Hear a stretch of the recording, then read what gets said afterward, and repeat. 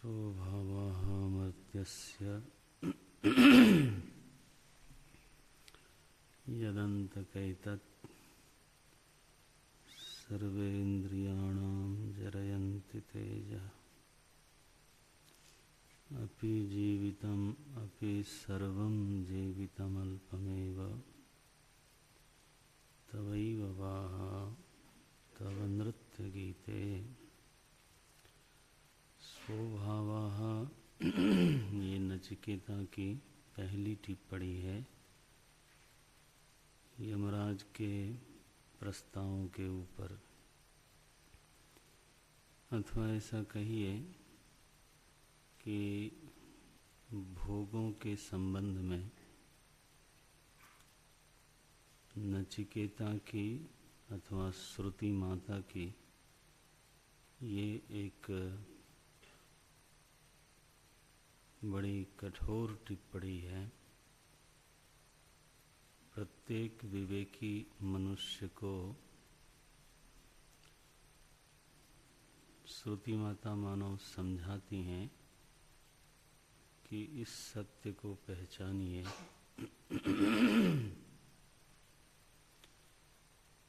मानुष्य जो आनंद है, जिसमें परिवार के आनंद का चरम बिंदु, समृद्धि के आनंद का चरम बिंदु और सत्ता के आनंद का चरम बिंदु शामिल है।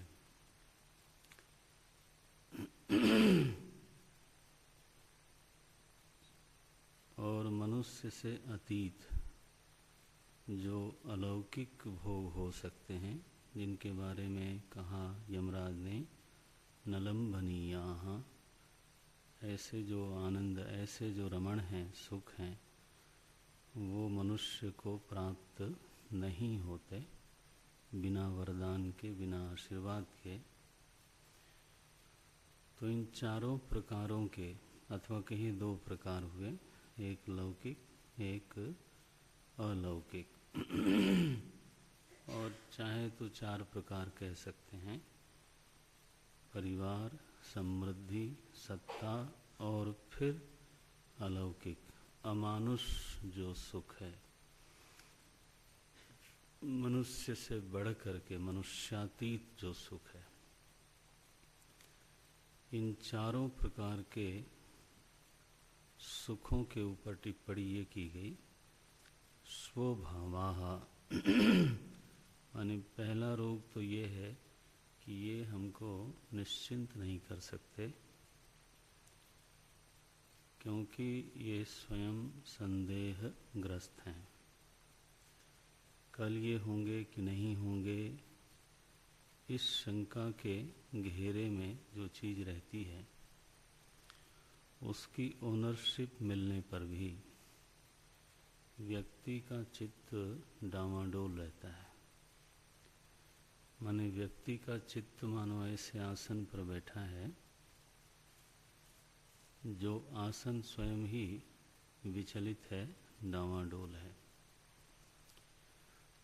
तो जैसे यह शरीर इस आसन पर बैठा है, इस आसन के अगर पाए मानो कमज़ोर हों, तो थोड़ा भी ऐसा करने से अगर ये कुछ चरमराता है, हिलता है, डुलता है, तो बैठने वाला उस पर कभी भी निश्चिंत नहीं हो सकता। तो प्रश्न ये है कि हमारा जो चित्त है वो किसका आश्रय लेना चाहता है। आखिर चित्त को आश्रय की आवश्यकता है आनंद के लिए, सुरक्षा के लिए, निश्चिंतता के लिए, निर्भयता के लिए। जीव भाव में रहते हुए बिना आश्रय के चित्त रह नहीं सकता। अगर कोई ऐसा सोचता हो कि मुझे आश्रय की आवश्यकता नहीं है, तो खैर वो ऐसा बहुत कम लोग शायद सोच पाएं। लेकिन ऐसा अगर कोई सोचता भी है तो वो नहीं जानता, उसको फिर से सोचना चाहिए। चित्त इसीलिए आश्रय ढूंढता रहता है बचपन से। कभी माँ का आश्रय, कभी पिता का आश्रय, कभी परिवार का, समाज का, पढ़ाई का, नौकरी का, धन का। चित्त तो बेचैन है अनादि काल से। असल में वो कहीं न कहीं आश्रय की खोज में है, और जब उसको कोई ऐसा आश्रय मिलता है जिसमें थोड़ी स्थिरता ज़्यादा दिखती है, उसके खो जाने का अथवा विचलित हो जाने का डर कम होता है, तब हमको लगता है कि अब मैं सेटल्ड हो गया। व्यक्ति को जीवन में मैं अब सेटल्ड हो गया, अब मैं रास्ते पे आ गया, इस तरह की अभिव्यक्ति समाज में लोग करते हैं। दोनों बच्चे अपने अपने लाइन पे लग गए, माने क्या, सेटल हो गया। उनको एक कोई स्थिरता की अनुभूति होने लग गई। थोड़ा तेज रखें। तो इस प्रकार की अभिव्यक्ति मानवीय समाज में होती है। इसका अभिप्राय यही हुआ कि चित्त ऐसे आश्रय की तलाश में है, ऐसे आश्रय की खोज में है कि जहाँ उसको स्थायित्व की अनुभूति हो, जहाँ उसको स्थिरता की अनुभूति हो। जीने को तो सभी जीते हैं, सभी का दिन बीत जाता है, लेकिन कल कैसे बीतेगा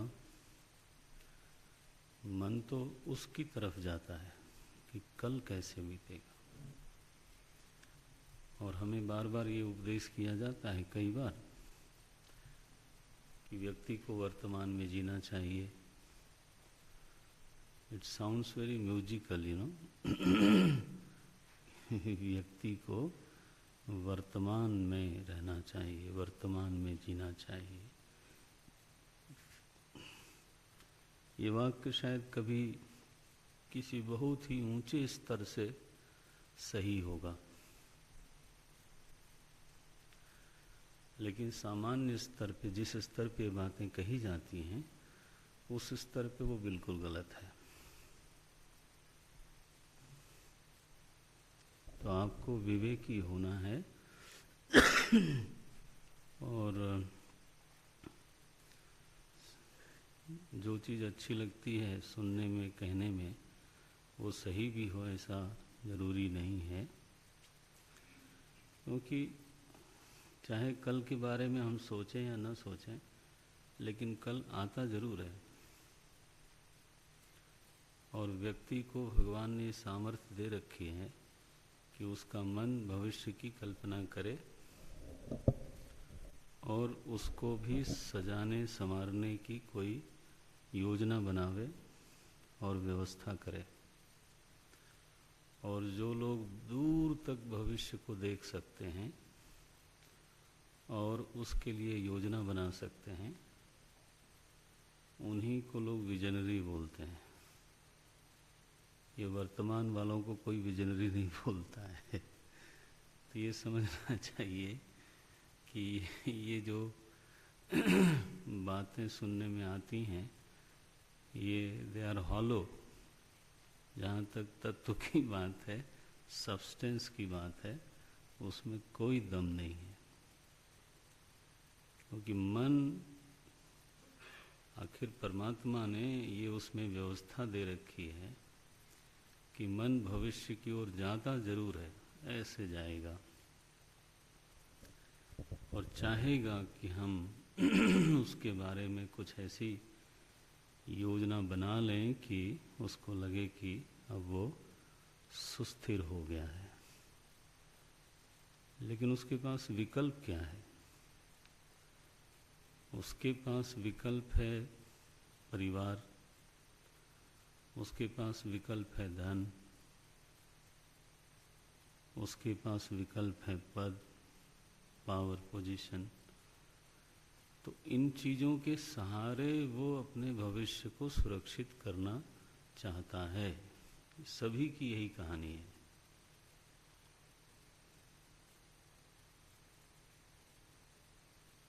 आपकी भी यही कहानी है, हमारी भी यही कहानी है व्यावहारिक स्तर पे। तो किसी का मन अगर भविष्य में दौड़ता है तो वो, आज मैं किसी को कह रहा था, समझा रहा था कि वो अननेचुरल नहीं है।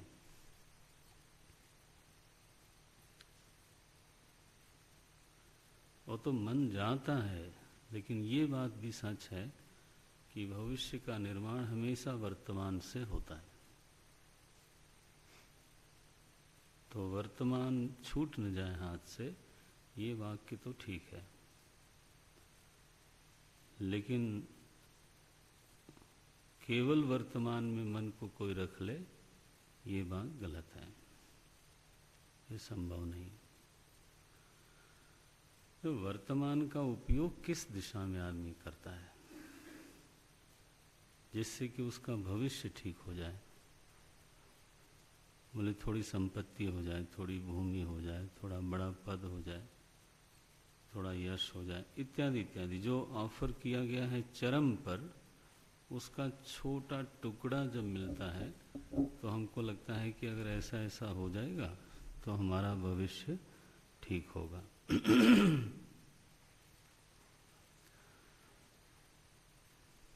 अब समस्या ये है कि वो सब चीजें संदेहग्रस्त हैं, स्वभावा,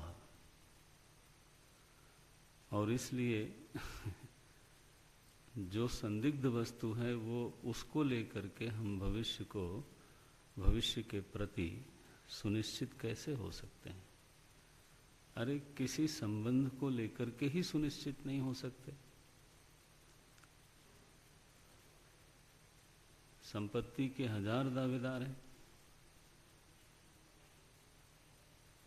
धन के पुत्रादपि धन भाजाम भीति, आपने पढ़ा होगा, ये मैंने ईशावास्य उपनिषद का मंत्र है ये। कहाँ का है ये? हैं? कुछ लोग तो बिल्कुल ही ब्लैंक हैं, उनको ये नहीं समझ में आ रहा है कि ये किस श्रुति का मंत्र बोल दिया गया। याद तो रहता नहीं। पुत्रादपि धन भाजाम भीति सर्वस्यैषा विहिता रीति ही, सर्वस्यैषा विहिता रीति। भज गोविंदम। बहरहाल मेरा अभी आपको हिलाना डुलाना मेरा कोई इंटरेस्ट नहीं है। आप बस चुस्त रहो, देख लो, अपने जीवन में झांकते जाओ। तो स्वभावाः, वस्तुएं स्वयं संदिग्ध हैं, उसमें 15 तरह की समस्याएं लगी रहती हैं। तो उनको प्राप्त करके कोई सुनिश्चित हो जाए, ये नचिकेता को कभी नहीं लगता। श्रुति माता चाहती हैं कि आप स्वयं भी इस बात को समझो। यहाँ तक कि कुछ लोग संबंधों के सहारे सुनिश्चित होना चाहते हैं। ये सब चीज़ें थोड़ा थोड़ा सहारा देती हैं, लेकिन संबंध क्या नित्य हैं क्या? जिनसे कभी आपका बहुत प्रेम है, क्या वो आज भी है क्या? सोच के देखो। जिससे कभी आपकी बड़ी आत्मीयता रही है वो ढीला होता हुआ दिखता है, उसमें संबंध में शिथिलता होती हुई दिखती है। जहाँ हमारी प्रायोरिटीज बदली तो हमें कहना पड़ता है कि नहीं, वैसे तो आपके प्रति हमारा भाव बहुत है, पहले जैसा ही है, लेकिन अब क्या करें, हमारी जो प्राथमिकता है ना वो अलग है। सो प्रायोरिटी बदल गई। अब हमारी प्रायोरिटी में कोई और व्यक्ति है, या कोई हमारी नौकरी है, या हमारा, माने आप समझते हो, और केवल दूसरों की ही प्रायोरिटी बदलती है ऐसा नहीं है, आपकी हमारी भी बदलती है। उस समय संबंध में कोई दुश्मनी नहीं आई, लेकिन फिर पहले जैसी अवेलेबिलिटी नहीं है, प्रगाढ़ता नहीं है, दोनों ही बातें नहीं। इसलिए इन चीज़ों के सहारे मनुष्य संतुष्ट हो जाए, सुनिश्चित हो जाए भविष्य को लेकर के, ये बेकार का प्रयत्न है, एक कल्पना है जो कभी पूरी नहीं होती। श्रीमद् भागवत में इसलिए कहा गया, भागवत का विषय क्या है? आश्रय तत्व। बस 10वां तत्व क्या है? आश्रय। चित्त को ऐसे आश्रय की अनुभूति हो जाए जो अविचल हो, समर्थ हो, अविचल हो, बस तब जाके चित्त निश्चिंत होता है। दशमस्य विशुद्ध्यर्थम नवानाम इह लक्षणम। केवल इसी 10वें की विशुद्धि के लिए पूरी भागवत समर्पित है।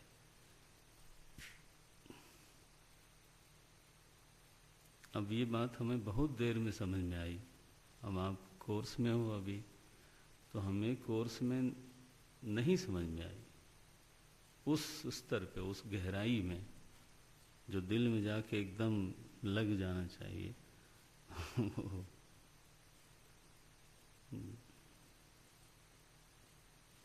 तो आश्रय की सिद्धि जीवन में होए, बात खत्म हुई। और जिन आश्रयों को हम टटोलते हैं वो ऐसे हैं कि जैसे पानी में कोई एक पटरा हो, उस पर चढ़ के आप चाहते हो, वो तो ऐसे हिलते रहते हैं। शोभावा बहुत बढ़िया है।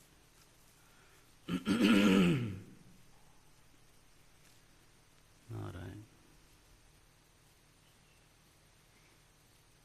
आदमी के पास अगर विकल्प न हो तो वो थक हार करके आखिर इन्हीं चीज़ों के सहारे जीना चाहता है। अगर उसके पास विकल्प हो, मालूम हो कि नहीं, अगर ये मान लो ठीक नहीं है तो दूसरी ऐसी चीज है जो अविचल है। सुग्रीव का मन कब निश्चिंत हुआ?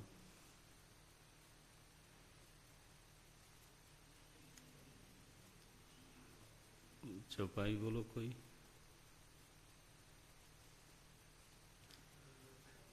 देखी अमित बल बाढ़ी प्रीति, बाली बदभ इन भई परतीति, उपजा ज्ञान वचन तब बोला, नाथ कृपा मन भयउ अलोला।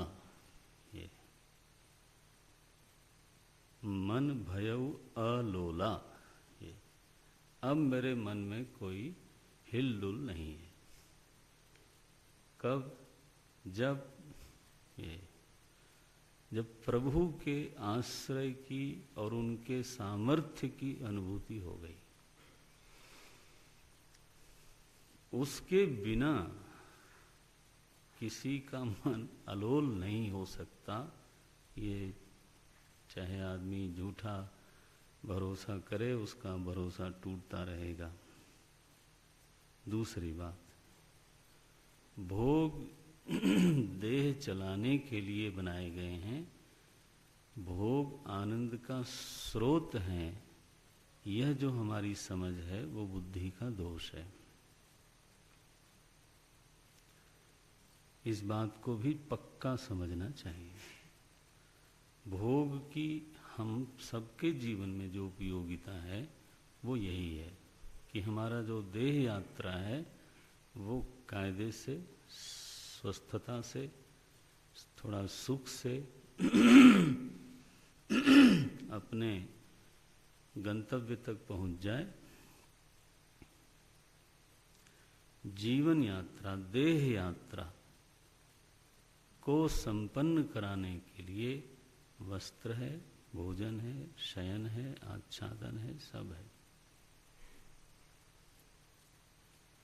भोग आनंद देने के लिए बनाए ही नहीं गए, ये बड़ी विचित्र बात है। तो बोले फिर आनंद तो आता है। अगर आनंद देने के लिए बनाए नहीं गए तो आनंद तो आता है भोगने में। तो बोले आनंद इसलिए रख दिया गया उसमें कि अगर आनंद न रखा होता तो हम इतने सूरमा लोग हैं, इतने बड़े प्रमादी हैं कि महाराज जो जीवन चलाने के लिए भोग है ना, वो भी नहीं भोगते। आई टेल यू, अगर भोजन में आनंद नहीं आवे, कल्पना करो कि भोजन करने में आपको कोई आनंद नहीं आता, तो भोजन करना एक परिश्रम होता। 15 मिनट मुंह चलावे आदमी, आप अभी चला लेना क्लास के बाद 15 मिनट बैठ के, देखना कितना मजा आता है। बट वो आप करते हो क्यों? क्यों? साथ में आनंद आता है। मलमूत्र के त्याग में आनंद बैठा हुआ है किंचित, इसलिए आदमी वो करता है, नहीं तो वो न करे। देखो, आंख बंद करने में भी आनंद आता है और फिर खोलने में भी आनंद आता है। बहुत देर तक बंद किए रहे, सोए सोए सोए, फिर लगता है चलो कुछ देखा जाए। ये तो भगवान ने हर इंद्रिय में आपके थोड़ा थोड़ा थोड़ा थोड़ा सी करते त्रैलोक सुपासी, है ना, थोड़ा थोड़ा थोड़ा आनंद की एक एक कणिका डाल रखी है, जिससे कि आप वो कर लो। सृष्टि नहीं चलती अगर मैथुन में आनंद नहीं होता,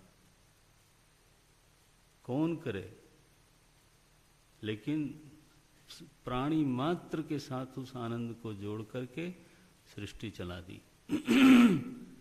कौन करेगा? हर इंद्रिय में जो आनंद की अनुभूति होती है, उसका प्रयोजन वास्तव में हमको आनंद देना नहीं है। उसका प्रयोजन है कि हम इस देह की यात्रा को सुख से संपन्न करें, बस।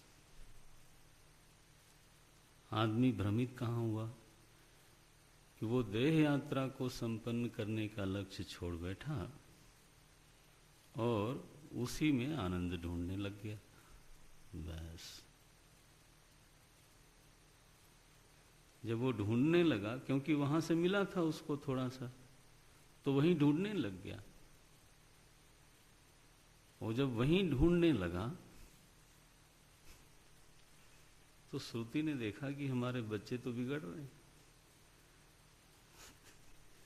भाई माँ है, तो उन्होंने कहा भैया मूर्खाधिराज, आखिर राजा बेटा है तो राजा तो बोलना ही पड़ेगा, चाहे मूर्खों का हो। बोले मूर्खाधिराज जरयंति तेजा, अगर तुम इसमें आनंद खोजने लग जाओगे तो ये कोई नियम नहीं है कि भोग से आपके भोग वृद्धि से आनंद वृद्धि होती है। आज तक ये सिद्ध नहीं हुआ, न होगा। ऐसे हो तो भोजन वृद्धि से हाँ आनंद वृद्धि हो,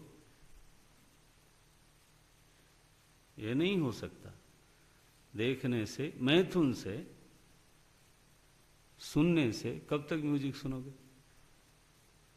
स्पर्श से, आप जिस इंद्री की बात करो, जिस इंद्री की बात करो, अथवा बहुत हो भोग सामग्री सब भर दिया आसपास, तो उतनी ही मात्रा में आनंद को भी बढ़ना चाहिए।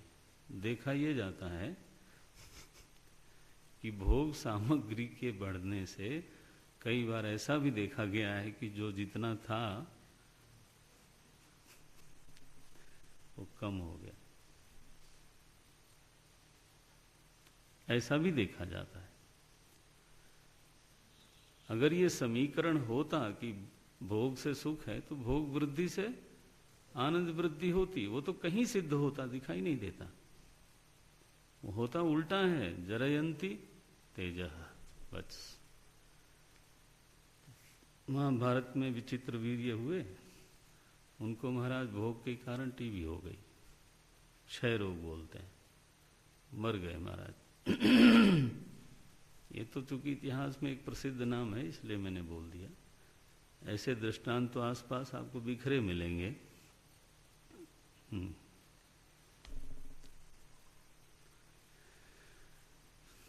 श्रुति को कहना पड़ा कि हाँ इसके लिए थोड़ा भोग बनाया था, किसके लिए बनाया था? जीवन चलाने के लिए। फिर गीता में भगवान को बोलना पड़ा क्या? ये ही संस्पर्शजा भोगा दुख यो न एवते, समझाते हैं। लेकिन हम, चूंकि हमारी भी क्या गलती, हम कमजोर लोग, जीव कमजोर है, बहुत कमजोर है। उसको जहां से आनंद मिला वहीं खोजना शुरू कर दिया, उसकी भी क्या गलती है बेचारे की।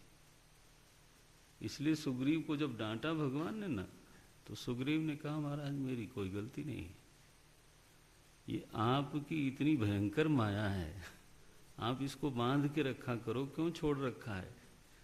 भगवान के सामने सुग्रीव ने शिकायत की। अतिशय देव प्रबल तव माया, ऐसे बोलता है।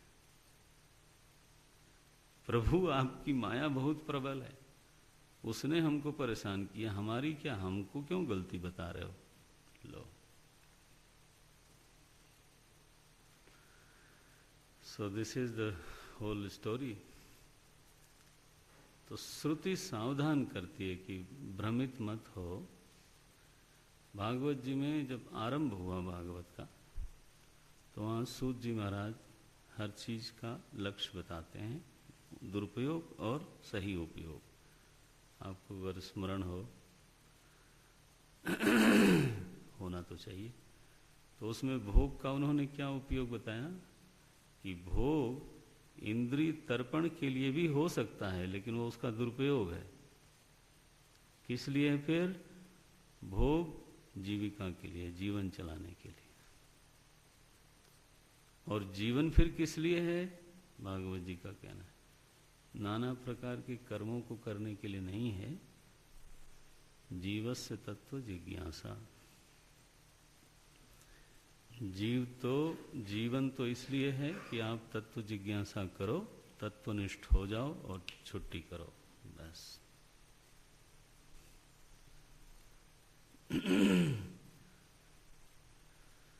ऐसा विवेक है हमारे शास्त्रों का। तो दूसरी जो टिप्पणी करवाई है, श्रुति ने करी है वास्तव में हम सबके लिए, पर नचिकेता के मुंह से आती है। सर्वेन्द्रियाणाम जरयन्ति तेजः। इंद्रियों के स्वाभाविक तेज होते हैं। तेज का अभिप्राय होता है प्रागल्भ्यम, दुर्दमनीयता, अभिभूत न होने की सामर्थ्य, इसको बोलते हैं तेज। अनभिभव मानता, रामानुजाचार्य जी ने यह अर्थ किया।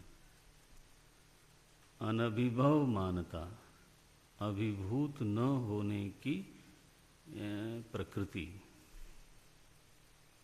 अभिभूत माने पराभूत होना, पराजित हो जाने की। जैसे कोई भी समर्थ से समर्थ व्यक्ति के सामने शिष्टता के साथ, विनम्रता के साथ हम खड़े हैं, उद्दंड नहीं है, सुशील हैं, लेकिन पराजित नहीं है, इसको बोलते हैं तेज हैं। अच्छा, और निस्तेज माने क्या? सामने कोई महिमा संपन्न व्यक्ति दिख जाए तो पता चला कि मेरी वाणी ही लड़खड़ा गई। अदब में, नम्रता में हो जाए वो बात अलग है, लेकिन पराभव होकर के ये हो जाए तो उसने कुछ किया नहीं। न तो वो चाहता है कि आप पराजित हों, लेकिन व्यक्ति पराभूत हो गया। तो जो असंयमी लोग हैं वो कभी भी तेजस्वियों के सामने खड़े नहीं रह सकते, कम से कम अदब से तो नहीं खड़े रह सकते। अगर खड़े रहेंगे तो उद्धत होकर के, उदंड होकर के, बदमाश होकर खड़े होंगे, तो उसमें दोनों रोग हो गए। फिर ये नहीं हो पाता कि व्यक्ति सुशील भी है, विनम्र भी है श्री राम की तरह, और अपराजित भी है। आप समझते हो, ये व्यक्तित्व का सौंदर्य है। तो जरयंति ते, संयम में, संयम जब सिद्ध होता है तब ये तेज प्रकट होता है। भगवान भाष्यकार ने गीता में लिखा, न तो चर्म दीप, न तो त्वक दीप्तौ, तेज क्षमा। इसका अर्थ करते हुए लिखते हैं, चमड़े की दीप्ति का नाम तेज नहीं है।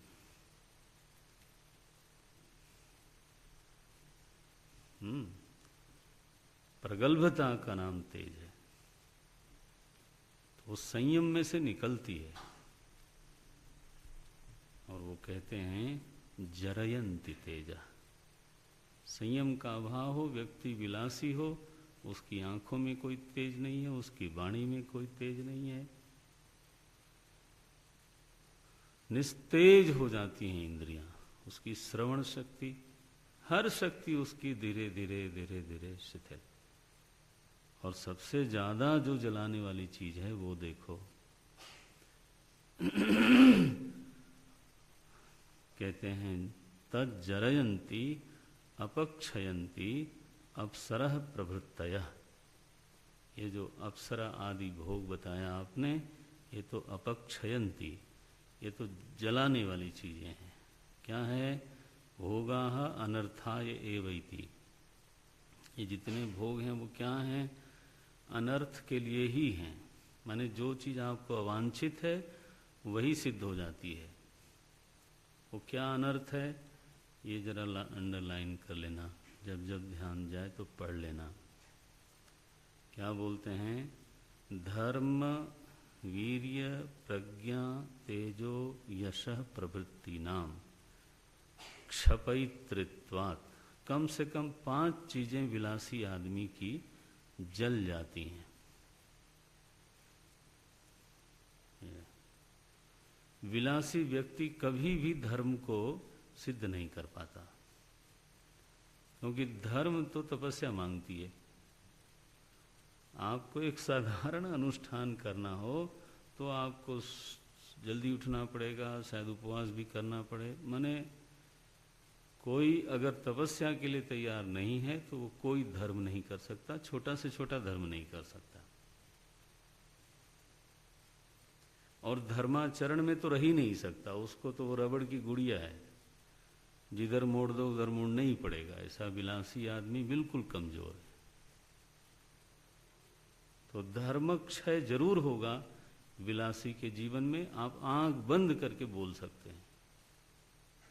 दूसरा, अब मुझे संक्षेप करना हो रहा है लेकिन आप अपना मनन करिएगा इस पर।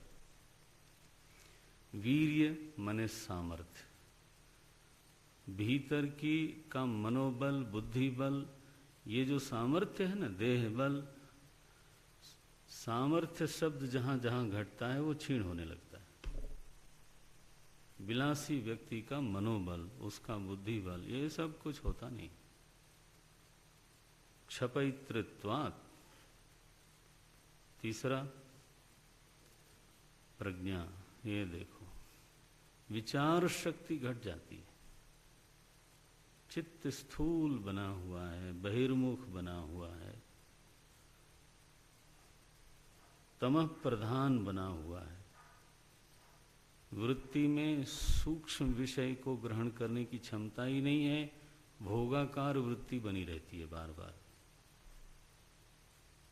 आखिर उसमें इतना आसक्त है कि वृत्ति का आकार मानो बस वो भोगाकार वृत्ति बनती रहती है, बस और कुछ नहीं।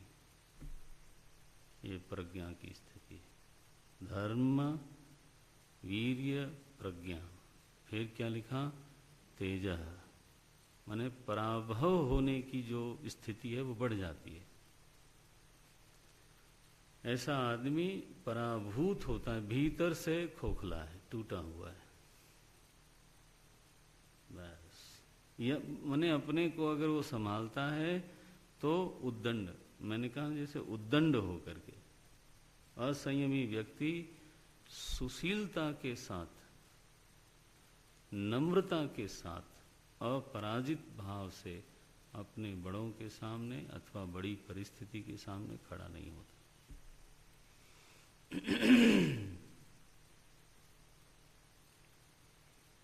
और अंतिम कहा यशः। आदि नाम पद से बहुत सारी चीजें गिन सकते हैं, लेकिन 5 गिनाया भगवान ने खुद। बोले विलासी व्यक्ति कभी यशस्वी नहीं हो सकता, कभी नहीं हो सकता। बस एक तरफ लोग उसकी पार्टी में जाके उड़ा लेते हैं और निकलते समय गरियाते हैं, बड़ा ही दुष्ट आदमी है भाई। हाँ, लो माने जिन्होंने आपकी पार्टी में माल उड़ाया वही गरियाते हैं, कोई छोड़ता नहीं महाराज। ऐसा व्यक्ति समाज में कभी भी अच्छी नजर से देखा नहीं जाता। तो देखो, अब ये चीजें 5 चाहिए आदमी को। धर्म चाहिए, वीर्य चाहिए, प्रज्ञा चाहिए, तेज चाहिए उसको, और यश चाहिए, और भोगी का यही 5 छिन जाता है। लो, तो नचिकेता ने यमराज की ओर देखा कि महाराज मैं आपके शरण में आया हूं, आप मुझसे 5 क्यों छीनना चाहते हो? मैंने दे दे करके। ये है श्लोक, जरयन्ति तेजा। हे अंतक यद एतत् मर्त्यस्य अंतक, मर्त्य माने मनुष्यों का अंत करने वाले यमराज, ये स्थिति है भोगों की। और जीवन की क्या स्थिति है?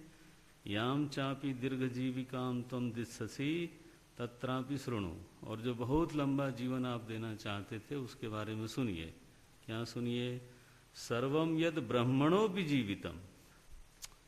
ब्रह्मा जी की भी आयु किसी को मिल जाए तो अल्पम एव, वो भी छोटी पड़ती है। किमुतु अस्मदादि दीर्घ जीविका। और ये मनुष्यों के पास जो थोड़ी सी जीविका है, 100 साल की बजाय 150 साल जी गया कोई, तो इसमें कौन सी बड़ी बात है? किमुत माने तो हमारी क्या बिसात है? हिंदी में लोग बोलते हैं तुम किस खेत की मूली हो, लाइक दैट। अतस्तवैव तिष्ठन्तु वाहा रथादयः तथा नृत्य गीते च। ओम। यमराज को वो कुमार नचिकेता बोलता है, न वित्तेन तर्पणीयो मनुष्यः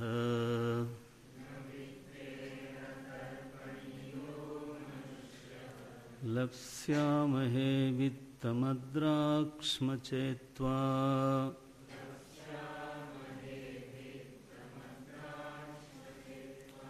जीविष्यामो यावदीशिष्यसिस्त्वम्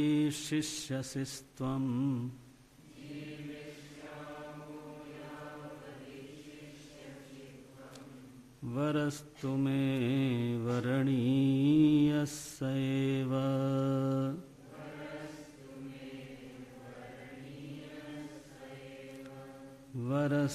वरस्तु मे वरणीयस्यैव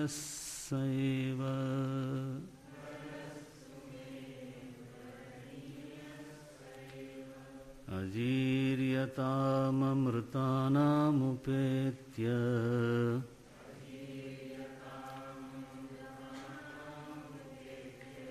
जीर्यन्मर्त्यः क्वधस्थः प्रजानन्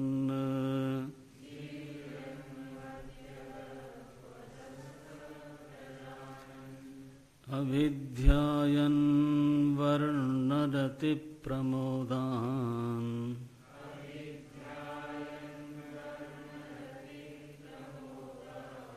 अतिदीर्घे जीविते को रमेत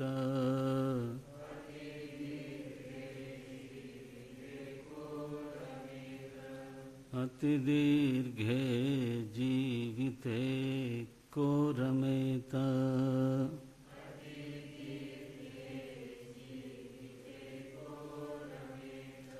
यस्मिन्निदं विचिकित्सन्ति मृत्यो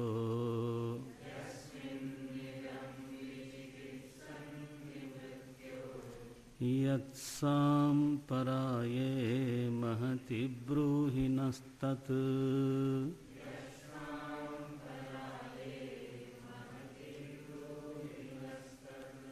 योऽयं वरो गूढमनुप्रविष्टः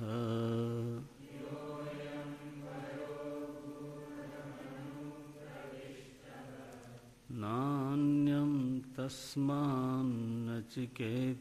वृणीते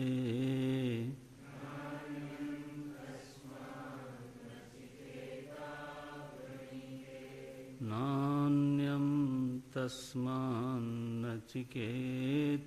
वृणीते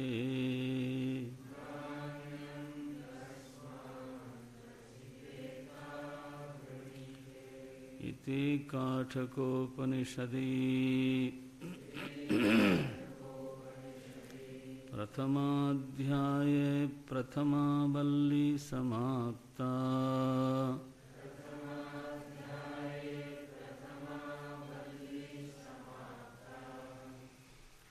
किंच न प्रभूतेन वित्तेन तर्पणीयो मनुष्यः नहीं वित्तलाभः लोके कस्यचित् तृप्ति करो दृष्टा। क्या पंक्तियां हैं, श्रुति की सुनहरी पंक्तियां हैं। यदि नाम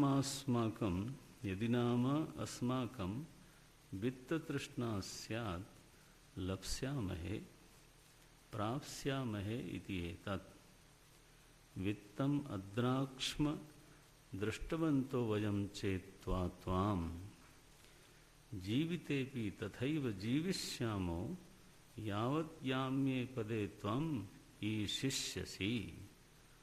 त्वम् ईशिष्यसे प्रभुः स्याः। कथं हि मर्त्यस्त्वया समेत्य अल्पधनायुर्भवेत्। वरस्तु मे वरणीयः स एव यद आत्मविज्ञानम्। यतश्च अजीर्यतां वयोहानिम् अप्राप्नुवताम् अमृतानां सकाशम् उपेत्य उपगम्य आत्मनः उत्कृष्टं प्रयोजनान्तरं प्राप्तव्यं तेभ्यः प्रजानन् अनुपलभमानः स्वयं तु जीर्यन्मर्त्यः जरामरणवान् क्वधस्थः कुः पृथिवी अधश्च अंतरिक्षादि लोकापेक्षया तस्यां तिष्ठति इति क्वधस्थः सन् कथम एवं अविवेकिभिः प्रार्थनीयं पुत्रवित्त हिरण्यादि अस्थिरं वृणीते क्व तदास्थ इति वा पाठान्तरम्। अस्मिन् पक्षे चाक्षर योजना तेषु पुत्रादिषु आस्था आस्थितिः तात्पर्येण वर्तनं यस्य सः तदास्थः ततो अधिकतरं पुरुषार्थं दुष्प्रापम अपि प्रापी पैशु क्व तदास्था भवेत् नः कश्चित् तदसारज्ञः तदर्थी स्यात् इत्यर्थः। सर्वो हर्योपर्योपर्येव बुभूषति लोकः तस्मात् न पुत्रवित्तादिलाभैः प्रलोभ्योऽहम् किंच अप्सरः प्रमुखान् वर्णरतिप्रमोदान् अनवस्थितरूपतया अभिध्यायन् निरूपयन् यथावत् अतिदीर्घे जीविते को विवेकी रमेत्। अतो विहाय अनित्यैः कामैः प्रलोभनं यन्मया प्रार्थितं यस्मिन् प्रेतैदं विचिकित्सन्ति अस्ति नास्ति इति एवं प्रकारं हे मृत्यो सांपराये परलोक विषये महत् प्रयोजन निमित्तं आत्मनः निर्णय विज्ञानं यत्तद्ब्रूहि कथय नः अस्मभ्यं। किं बहुना योऽयं प्रकृतः आत्मविषयः वरः गूहनं दुर्विवेचनं प्राप्तः अनुप्रविष्टः तस्मात् वरात् अन्यम् अविवेकिभिः प्रार्थनीयम् अनित्य विषयं वरं नचिकेता न वृणीते मनसापीति श्रुतेर्वचनम् इति श्रीमद् परमहंस परिव्राजकाचार्य गोविंद भगवत पूज्यपाद शिष्य श्रीमदाचार्य श्री शंकर भगवत कृतौ काठकोपनिषद भाष्ये प्रथमाध्याये प्रथमवल्ली भाष्यम समाप्तम। बोलते हैं नहीं वित्तेन तर्पणीयो मनुष्य। बोले प्रभु ये एक ध्रुव सत्य है कि मनुष्य तृप्त जरूर होना चाहता है। ये तो उसकी मांग है, मन की मांग है, तृप्त होना चाहता है, लेकिन वित्तेन न तर्पणीय। मनुष्य कभी भी धन से तृप्त नहीं हो सकता। ये एक ध्रुव सत्य है, चाहे उसके पास जितना भी धन हो जाए। This is the declaration. साधन कभी साध्य नहीं हो सकता। तो बोलते हैं किंच न प्रभूतेन वित्तेन, प्रभूतेन माने अधिक से अधिक धन हो, तर्पणीय मनुष्य। लिखते हैं नहीं वित्तलाभ लोके कस्यचित तृप्ति करो दृष्टा। आज तक किसी के जीवन में नहीं देखा गया कि वित्त लाभ से वो संतुष्ट हो गया हो। संतोष एक बिल्कुल आंतरिक वस्तु है। वो साधारण एक व्यक्ति को भी हो सकता है और बहुत बड़े पूंजीपति को भी हो सकता है।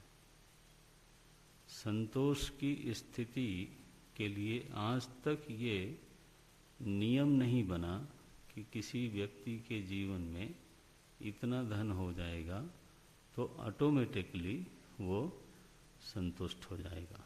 आज तक ये नियम नहीं है।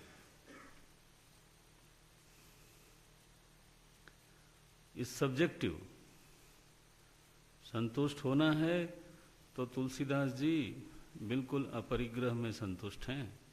कबीर अपने ताने बाने के साथ संतुष्ट हैं और रमण महर्षि एक कोने में बैठे हुए संतुष्ट हैं।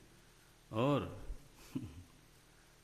नहीं है संतोष तो नहीं है। फिर आज तक ये मर्यादा तय नहीं हो पाई। और कोई करे तैयार तो वृत्ति कैसी है? जिमि प्रति लाभ लोभ अधिकाई। लाभ से लोभ बढ़ जाता है, तृप्त होने की बजाय बढ़ जाता है। बस नियम ये है। जब साधारण था व्यक्ति, उसको लगता था 1 लाख रुपया भी इकट्ठा हो जाए तो हमारा बस हो जाएगा। तो 1 लाख तक पहुंचते हुए सडनली 5 लाख पर दिमाग जाता है। 5 तो चाहिए, 5 के बिना कैसा हो सकता है। 5 पहुंचिए सीधा 15 तक जाता है, छलांग बहुत जोर से लगाता है। मैं लोगों से बात करता हूँ, वो बताते हैं कि ऐसे ही मन दौड़ता है, तब लगता है कि 15 तक तो चाहिए, 5 में क्या होता है। अरे तो तुम तो पहले 1 ही लाख बोल रहे थे, तब मैं मूर्ख था। अब 15 पर एकदम जाता है 20-25, फिर करोड़ के नीचे बात नहीं करता। समझ नहीं आता कि फिर पहले वाला इसका कैलकुलेशन कैसा हो रहा था। केवल तो वृत्ति है कि इतना तो चाहिए, इतना तो चाहिए। तो तब श्रुति याद आती है, रामचरितमानस याद आता है, जिमी प्रतिलाभ लोभ अधिकारी। लाभ से लोभ बढ़ता है, नियम है। तो बोलते हैं नहीं कस्यचित् तृप्ति करो दृष्टः यदि नाम अस्माकं वित्त तृष्णा स्यात्। नचिकेता कहते हैं ठीक है, व्यवहारिक स्तर पे हमको धन चाहिए, व्यावहारिक धरातल पर हमको भी जीवन चलाने के लिए धन चाहिए। तो धन चाहिए तो वो तो हमको मिल ही जाएगा, उसके लिए मैं अपना वर क्यों खर्च करूं, ये बोलता है। लप्स्याम है भाई, धन चाहिए तो फिर तो हमको मिल ही जाएगा। कैसे मिल जाएगा? अभी तो मैं सीधा ये कारण जानता हूं कि आप जैसे देव का मैं दर्शन करके लौटूंगा। Very smart. हाँ, आप जैसे देव का मैं दर्शन करके लौटूंगा तो आप मुझे खाली हाथ थोड़ो भेजोगे।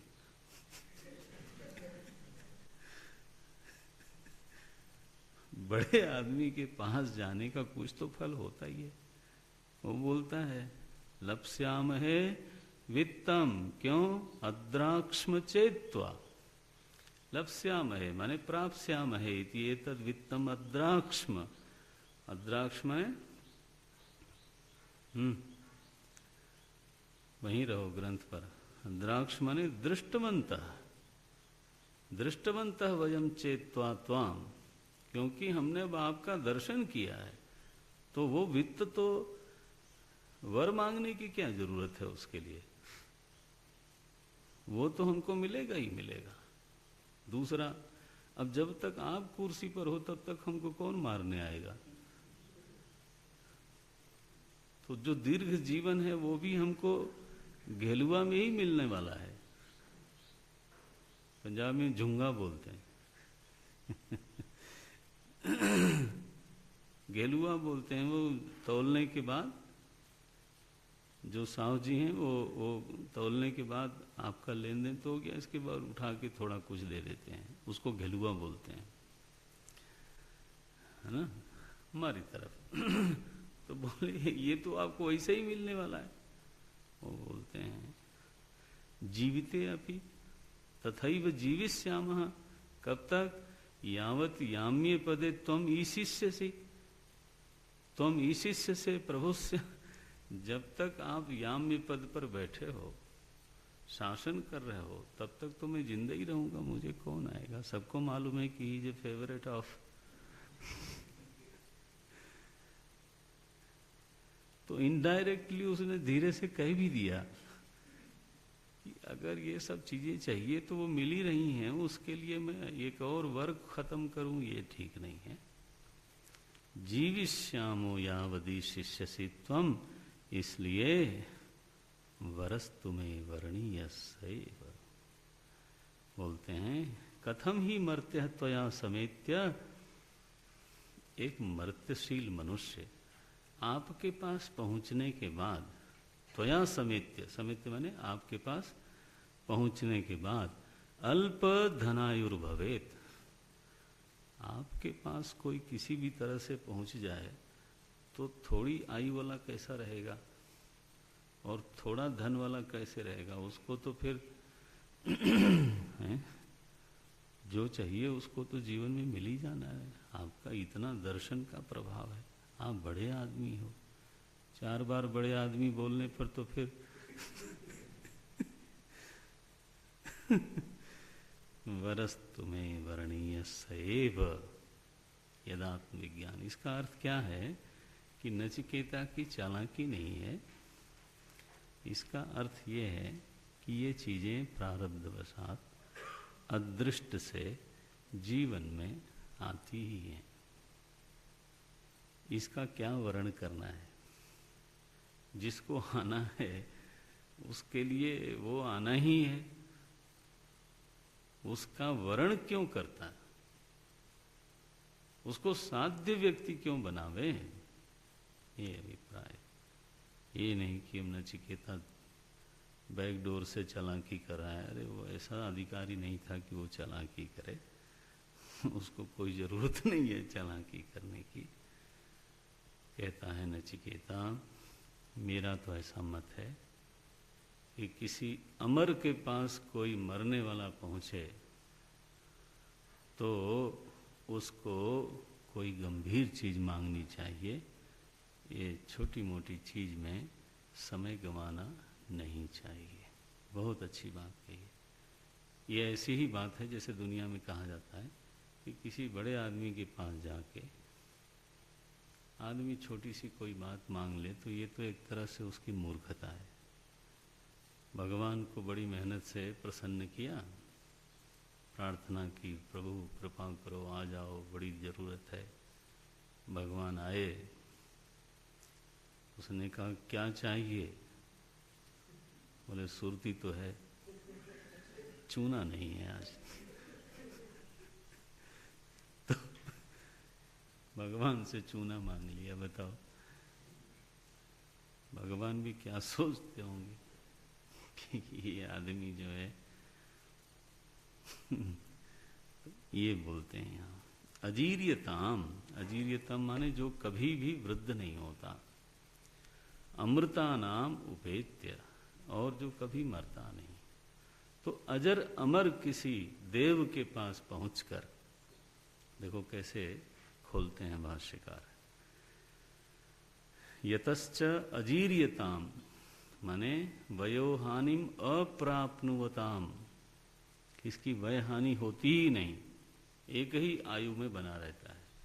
फिर अमृता नाम सकाशम उपेत्य उपगम्य आत्मनः उत्कृष्टम प्रयोजन अंतरम प्राप्तव्यम तेभ्यः। ऐसे किसी महापुरुष के पास जाके, किसी देव के पास जाकर के अपना जो उत्कृष्ट प्रयोजन है उसको छोड़ करके कौन छोटी चीज मानेगा? अनुपलभमान प्रयोजनांतरम प्राप्तव्यम त्रेभ्यः प्रजानन अनुपलभमान। और पहुंचने वाला कौन है? जीरियन मर्त्य, माने जो मर्त्यलोक का प्राणी है, वृद्ध भी होता है और मरता भी है। कहाँ पहुंचा वो? अजीर्यताम अमृता नाम। अजीर्य के पास पहुंचा और अमर के पास पहुंचा। ये जीरियन मर्त्य कौन है? क्वधस्थः माने भूलोक पर रहने वाला है, ये अर्थ किया।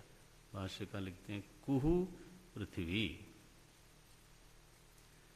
क्वधस्थ शब्द का अर्थ देखो कैसे करते हैं, कुहु पृथ्वी अधः च अंतरिक्षादि लोकापेक्षया, अंतरिक्षादि लोकों की अपेक्षा पृथ्वी लोक अधोलोक है, निम्न लोक है। इसलिए पृथ्वी लोकवासियों को क्या कहा गया? अधः लोकवासी कहा गया। अधः लोक माने नीचे का लोक है। तो हम नीचे के लोग, ऐसा बोलता है, हम नीचे रहने वाले लोग आप लोगों के पास अगर किसी संयोग से पहुंच गए तो वहां पहुंचने के बाद छोटी चीज थोड़ो मांगेंगे, ये बोलते हैं। क्वधस्थ सन कथम एवं अविवेक भी प्रार्थनीयम पुत्र वित्त हिरण्यादि अस्थिरम वृणीते। बोले हम लोग आप जैसे लोगों के पास पहुंचने के बाद अविवेकियों वाली मांग क्यों करेंगे। अविवेकियों की मांग क्या है? पुत्र वित्त आदि। क्व, अब देखो कहीं कहीं श्रुति में शंकराचार्य जी के समय क्वधस्थ की बजाय शब्द क्या था? क्व तदास्थ इति वा पाठांतरम। तो भाष्यकार उसका अर्थ करते हैं अस्मिन पक्षे च अक्षर योजना। क्व तदास्थ, इस पक्ष में अक्षर योजना कैसे बनेगी?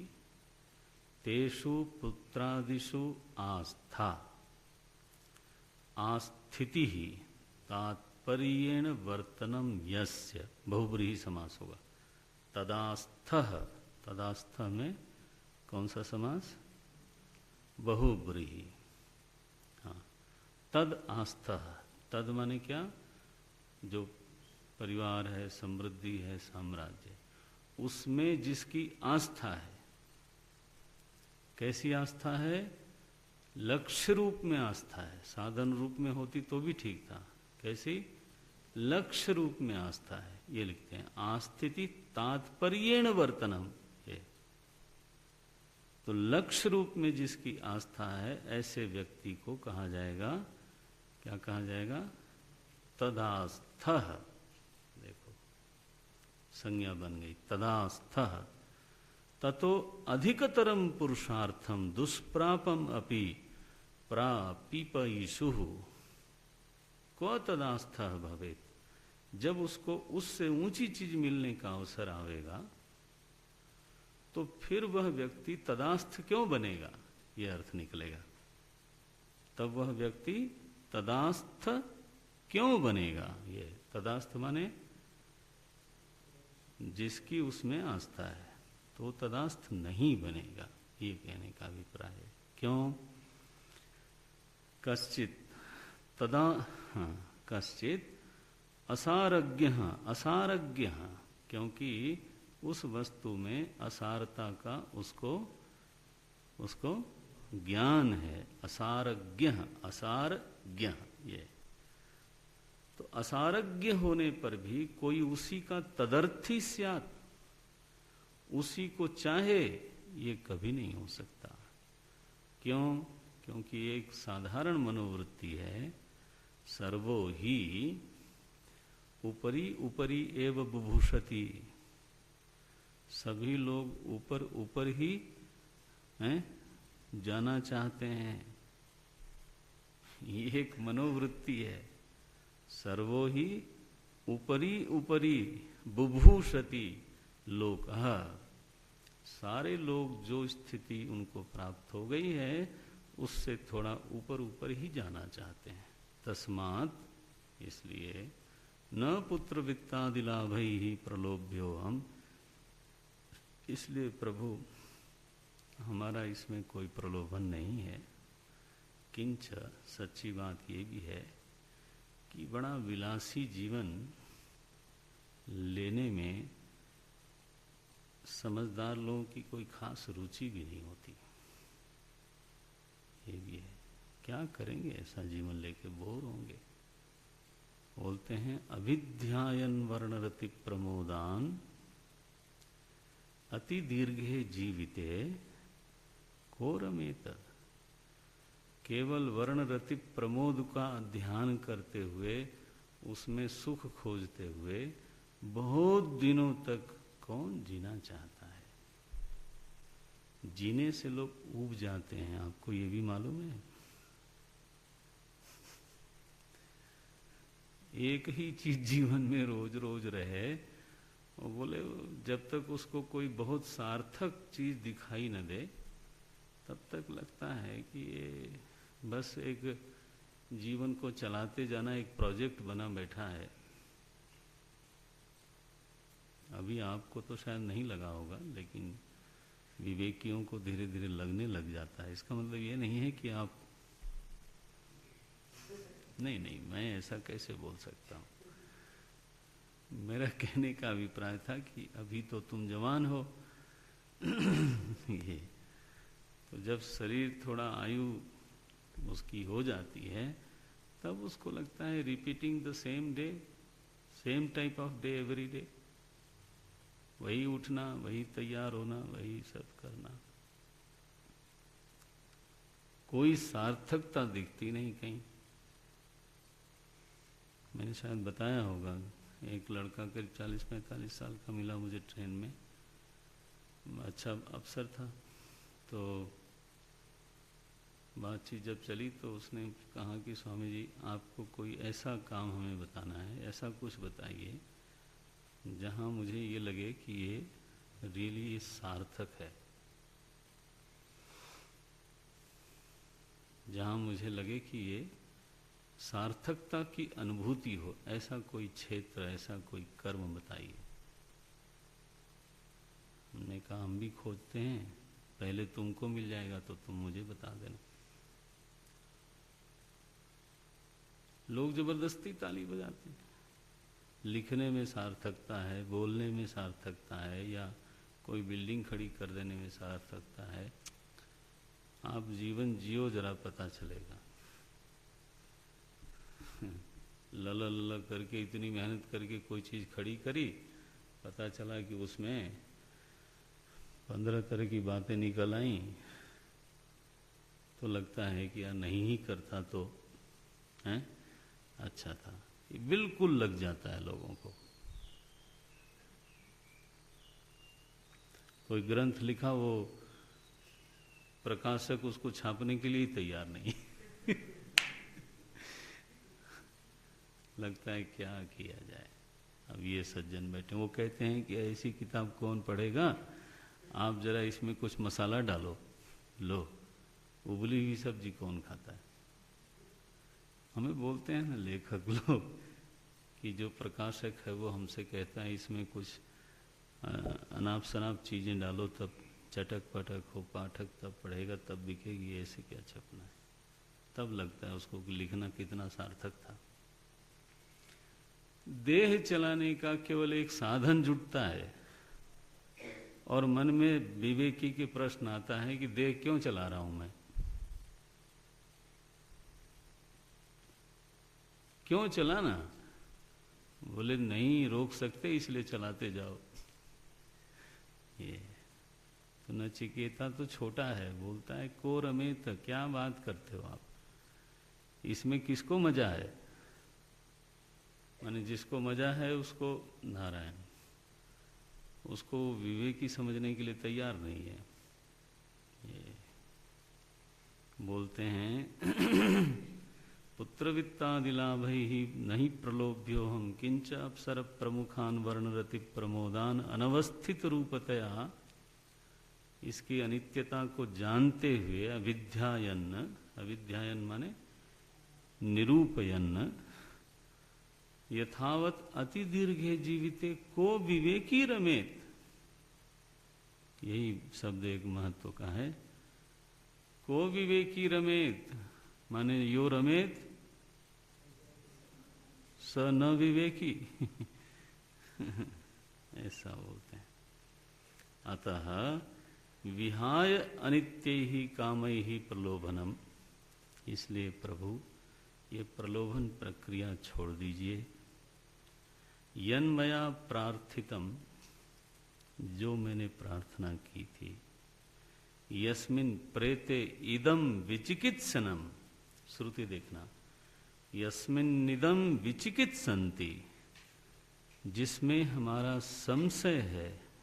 हे मृत्यो, हे यमराज, किस विषय में संशय है।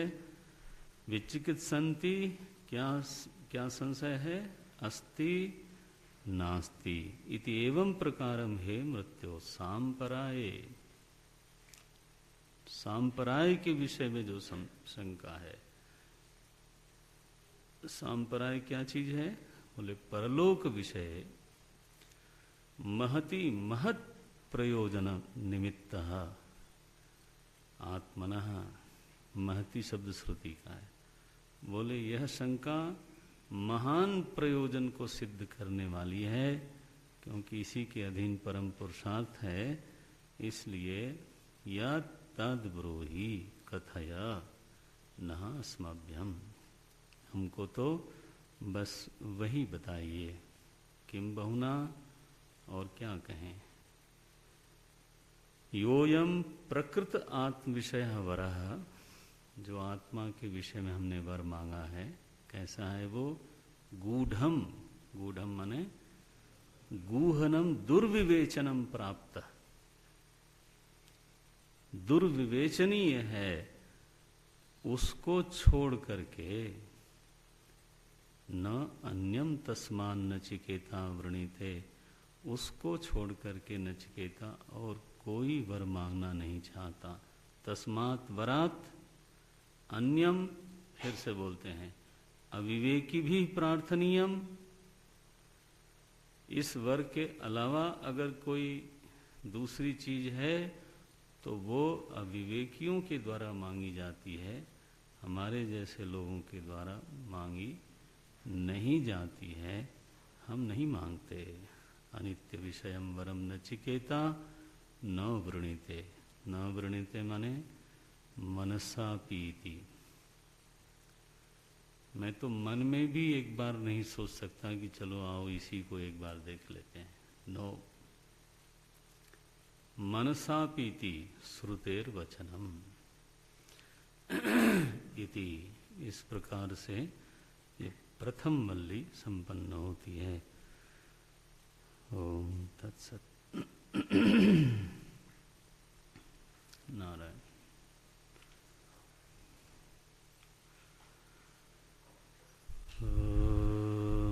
पूर्णमदः पूर्णमिदं पूर्णात् पूर्णमुदच्यते पूर्णस्य पूर्णमादाय पूर्णमेवावशिष्यते।